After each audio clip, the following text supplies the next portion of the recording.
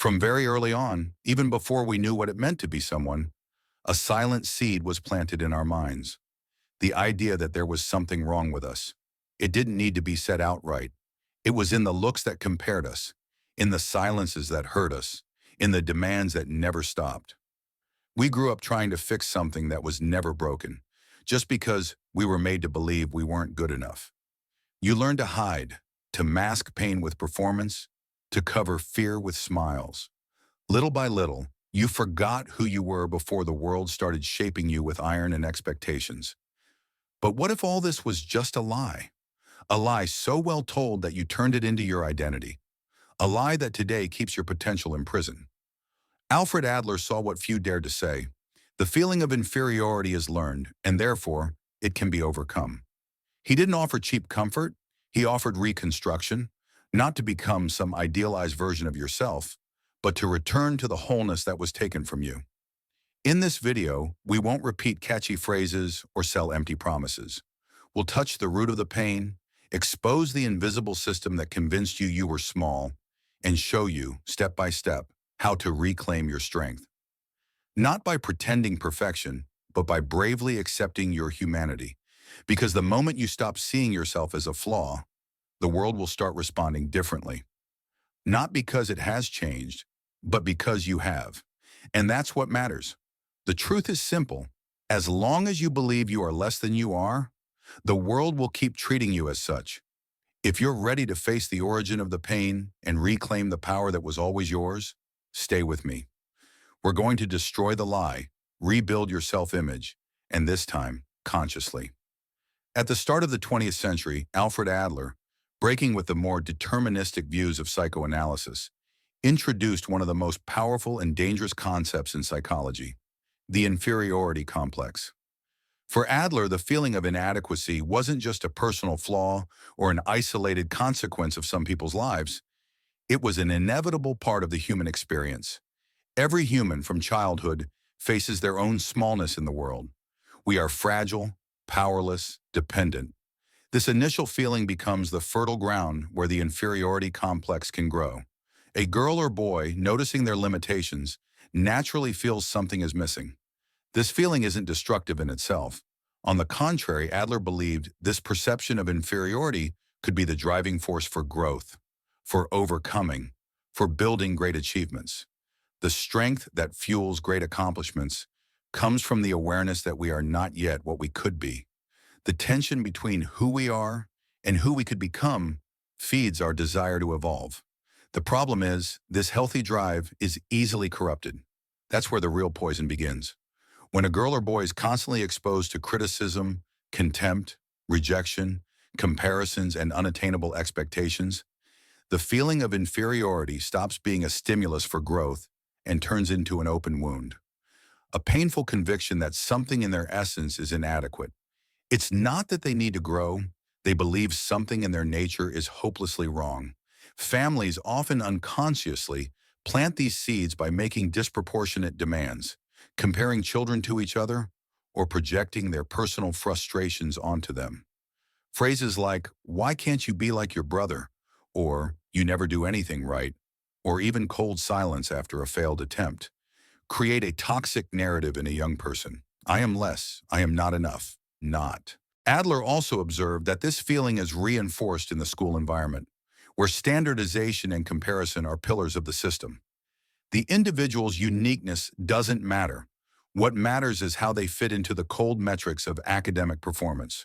Personal worth starts being measured not by character, sensitivity, or courage, but by numbers, awards, and external validations. What should be a natural phase of human development, perceiving limitations and striving to overcome them, degenerates into an identity marked by shame, insecurity, and self-sabotage. The girl learns not just to notice her flaws, but to identify with them. She doesn't say, "I made a mistake." She says, "I am a mistake." Adler went further. He realized that once the inferiority complex is established, it creates a self-perpetuating dynamic. The individual, dominated by the feeling of being inferior, starts avoiding challenges, sabotaging opportunities, and hiding their weaknesses at all costs. In doing so, they reinforce their belief in their own incapacity. It's a brutal, vicious cycle. Inferiority fuels avoidance. Avoidance fuels inferiority, and the human being is reduced to a fearful caricature of what they could have been. But Adler didn't see this as fate. For him, the origin of the complex was also the key to overcoming it. The awareness that the feeling of inferiority was learned and is not an absolute truth is the first step to dismantling the inner prison.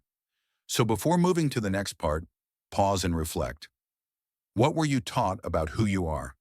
What ideas planted in your mind when you were young still silently control your choices, your fears, your limitations?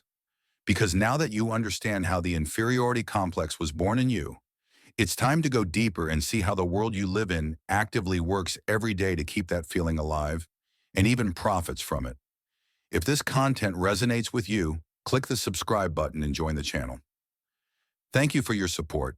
If the inferiority complex is born in childhood, as Adler showed, society is the fuel that keeps that flame alive, sometimes so intensely that it turns into an inner fire. You need to understand that the world we live in isn't interested in your liberation. It depends on your insecurity to survive. From early on, you were thrown into systems that constantly reinforce the idea that something is wrong with you. School was your first laboratory of systematic comparison. From the start, you learn there's an invisible ruler, and your worth will be measured by it. Report cards, exams, sports competitions, performance rankings.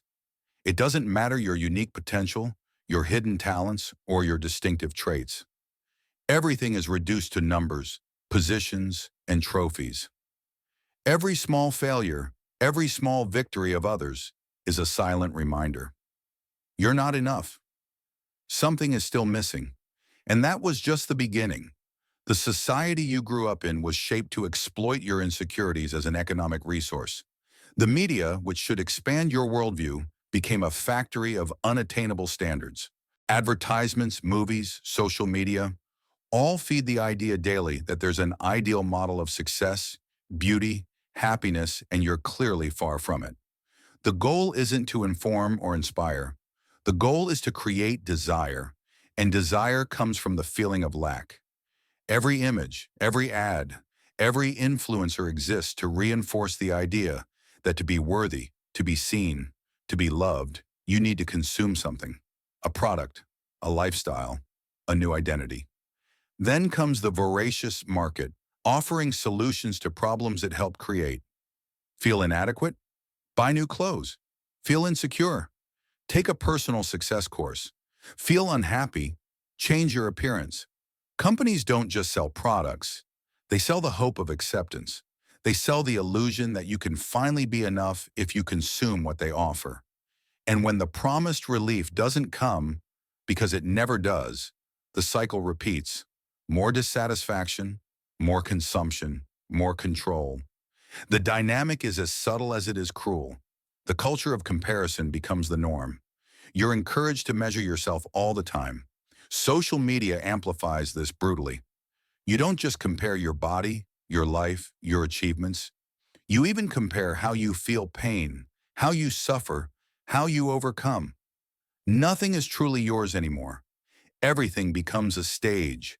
Everything becomes performance. Within this system, even human relationships are corrupted. Relationships become silent contracts of mutual validation. You're important as long as you meet expectations. You're loved as long as you play the expected role. Who you really are, with your flaws, your doubts, your silent struggles, is rarely accepted, often not even by yourself. Adler understood that the naturally social human is also vulnerable to social manipulation. When society only values superficial shine, external success, and the looming for the future.